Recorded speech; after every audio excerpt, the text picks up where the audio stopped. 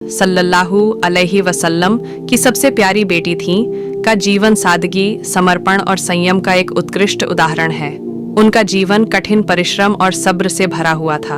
हजरत फातिमा अपने घर का सारा कामकाज खुद करती थीं। वह पानी भरने से लेकर चक्की चलाने और रोटी बनाने तक का काम स्वयं करती थीं।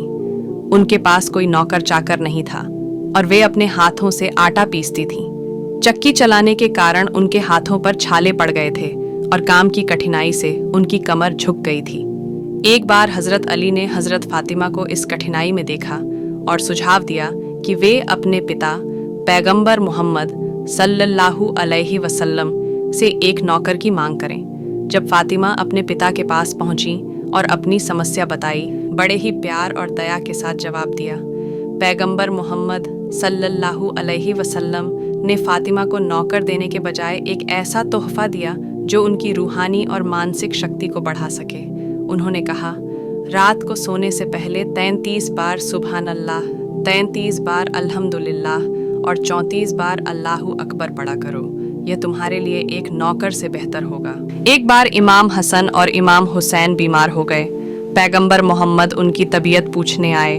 उन्होंने अली और फातिमा से कहा, अगर तुम दोनों अल्लाह से अपने बच्चों की सेहत के लिए मन्नत मांगो तो वह ज़रूर सुन लेगा। बीबी फातिमा और इमाम अली ने मन्नत मांगी कि अगर उनके बच्चे स्वस्थ हो जाएं तो वे 3 दिन का रोज़ा रखेंगे। अल्लाह की कृपा से बच्चे ठीक हो गए।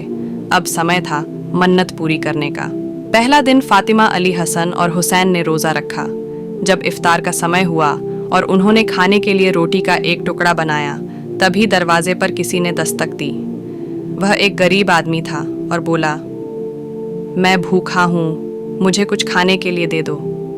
उन्होंने अपनी इफ्तार की रोटियां उस गरीब को दे दीं और खुद सिर्फ पानी पीकर सो गए। दूसरा दिन अगले दिन फिर से उन्होंने रोज़ा रखा। इफ्तार के समय जब वे रोटी खाने बैठे, तभी एक यतीम दरवाजे पर आया और रोते हुए खाने की मांग की। फातिमा और उनके परिवार ने वह रोटी उस यतीम को दे दी और खुद फिर से पानी पीकर सो गए।